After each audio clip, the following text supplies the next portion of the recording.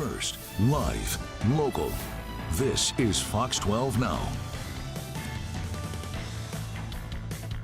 And hello, everyone. This is Fox 12 Now. I'm Greg Nibbler. Appreciate you all joining us here on this Monday. We are live here every weekday at 1 p.m. Pacific, so thanks for joining. We're on our apps, we're on our social media channels, we're on our website, so plenty of places to find us. And if you saw our noon broadcast, you know what we're talking about, but here's what it is.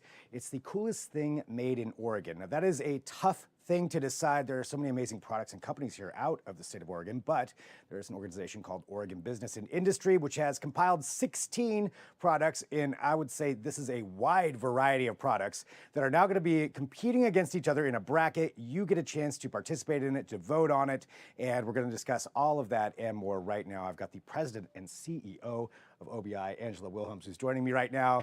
And Angela, thanks for joining us here. You know, I thought this was just such an interesting idea for the competition. But before we even get into that, can you talk to us about Oregon Business and Industry and just the organization as a whole? Absolutely. Thanks for having me.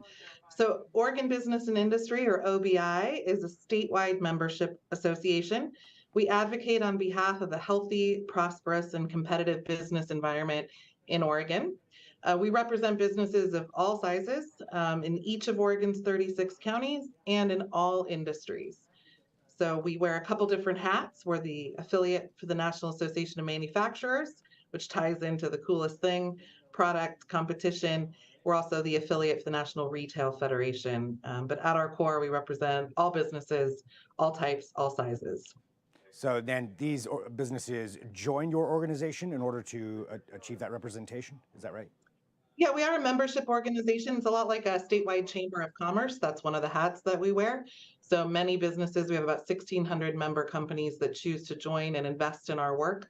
But when we think of the research, the education, and the advocacy that we do, we represent people whether they're members or not. We're after a healthy private sector writ large, and so we're happy to be that voice for everybody and appreciate the members who choose to invest in our work, for sure. And you mentioned some of the national organizations that you partner with or that you're the representative for. But talking about, you know, on a general basis, you mentioned legislature and things like that. How does the Oregon Business and Industry group work in that aspect? Yeah, so an ongoing goal of OBIs is to educate policymakers at the state level. So that includes legislators, but also those who sit in our state agencies that do various things, whether it's transportation, environmental quality, the employment department, et cetera. And an ongoing goal of ours is to educate those policymakers about the necessity of a healthy, thriving private sector and to talk with them about how maybe some of the ideas they're putting forward could stymie our growth and success, and to present them with ideas and opportunities to help, you know, encourage growth and success in the private sector. What are, go ahead. No, go ahead. Nope, well, please. I'm curious now. No, I just want to know more. So what are some of the biggest concerns or initiatives that OBI is advocating for right now? Yeah, so we have a couple of big initiatives going on an ongoing basis, but this fall, for example, in addition to the Coolest Thing competition, which is meant to promote and raise awareness about the many innovators and manufacturers, we also have what we call Manufacturing and Innovation Roadshow. We actually wrap a bus and we drive it to all corners of the state, and we bring policymakers and others on tours of the many businesses, educational institutions, and other organizations that are helping to support and spur economic activity. And then we're constantly, as a policy organization, working on what we call our growth and innovation roadmap. That's our legislative agenda. So we're already looking to 2024 and even out into 2025 as we think about the policy development we'd like to see in the state. What are some of the biggest changes you've seen here over the last few years when it comes to the Oregon economy and business and industry as a whole? Yeah, I mean, we're definitely at an inflection point. Oregon is seeing natural population decline for the first time in a while. So that's something that, whether it's immediate workforce needs or long-term growth and sustaining the things that we want to do in our economy, that's a big issue that we're wrestling with. We also have to figure out how to attract more people to Oregon, not just to overcome that population decline, but also sort of reclaim the mojo that we think we've maybe lost a little bit of. Oregon is now, unfortunately, known for being a little more anti-business, not a place you want to come and invest if you're starting or growing a company. And this is a great place to be, and we need to make the business climate reflect that, so that we can attract some of that. We're competing nationally with states who do this very well, and we're competing internationally. So we have to really double down on our economic development activity, take a look at our tax policy, take a look at some of the other regulatory burdens that are facing businesses on a daily basis, and modernize and improve and update those so that we can compete. That's what this is all about. What are some of the things, with naturally granting that those are the things that are unattractive for some of the businesses coming in, at least according to that. What are some of the things that are attractive for starting up a business in Oregon? Yeah, we are known for a culture of innovation and creativity here. And when we talk to folks, they love that. They love that about Oregon.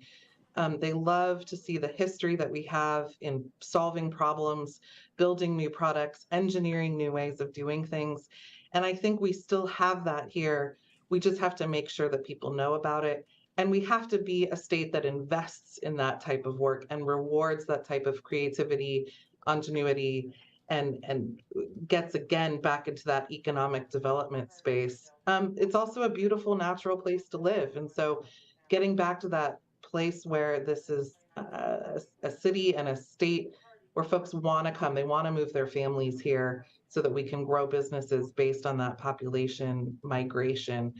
That's really important, but we've got to make it attractive to work and live and do business here, all three of those things together.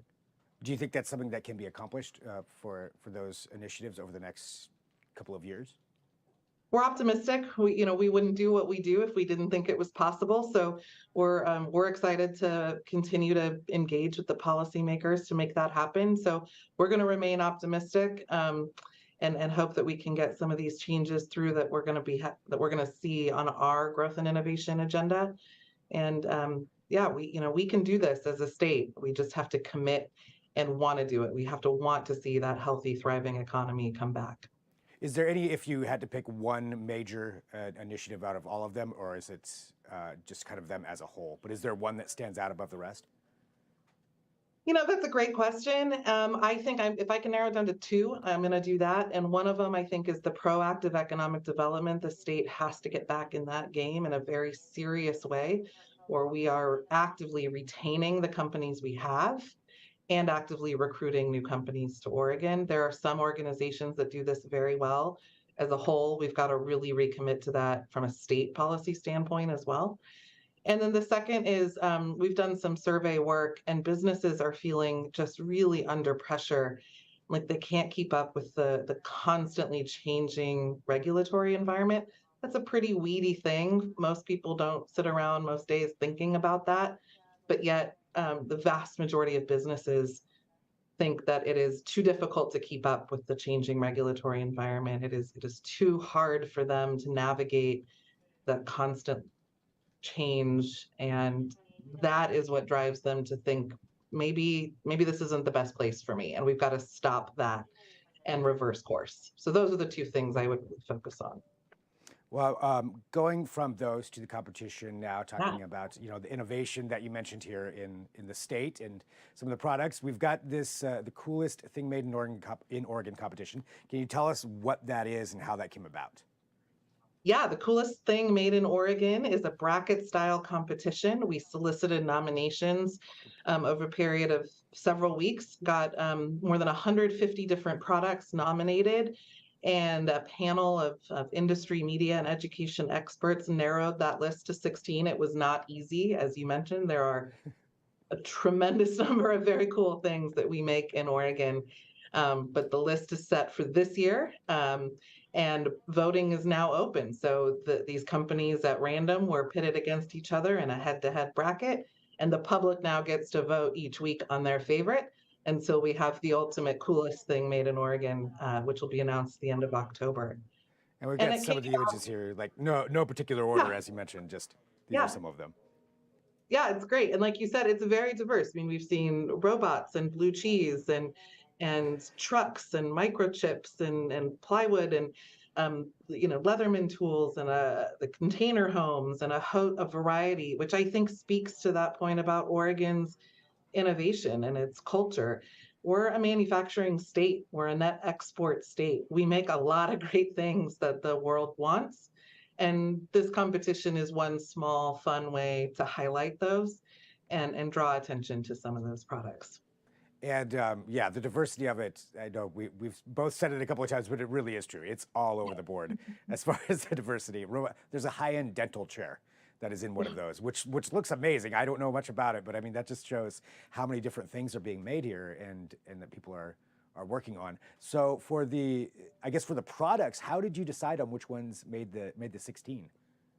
Like I said, we had a panel of judges who each got an equal weight of voting, and they got to pick their favorites. And it actually, you know, knock on wood for next year's competition, but the 16 sort of rose to the top. And of course, companies had to agree to be part of the competition, and they're not all OBI members, so we had to introduce them to the concept as well. And the bracket was a ton of fun. To put together. And we're just we recognize that there are a lot of cool products that aren't on the list. And so who knows, maybe next year we'll have to expand the bracket to 32 instead of 16. But for now, we're really excited about this. These are great companies, great innovators, great products. We hope people turn out and vote. That's what this is about, the public vote. Yeah, the public gets a chance to vote on this. So tell everybody how that part works and how they can get involved. Yeah, so every week or so, there'll be a release. We're doing this in partnership with hereisoregon.com, which is an initiative of the Oregonian Media Group. They can go to hereisoregon.com/coolest thing and get to the site, and they'll be able to vote every week. They'll be able to vote again on the next pairings, and they'll whittle it down just like perhaps a certain basketball tournament people might be familiar with that occurs every March. Same format. Some kind of tournament that happens around there. I bet some people are familiar with that.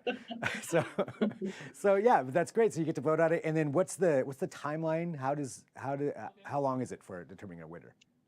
Yeah, so this will stretch through just past the middle of October. We're going to announce the winner at a signature event we have every fall at OBI, which is called our Vision Oregon event. It's all about celebrating the visionary work here in Oregon and looking toward the future. So we will invite the two finalists to come to that event, and we'll announce the winner there. That's October 25th, and people can get information on that event as well at OregonBusinessIndustry.com.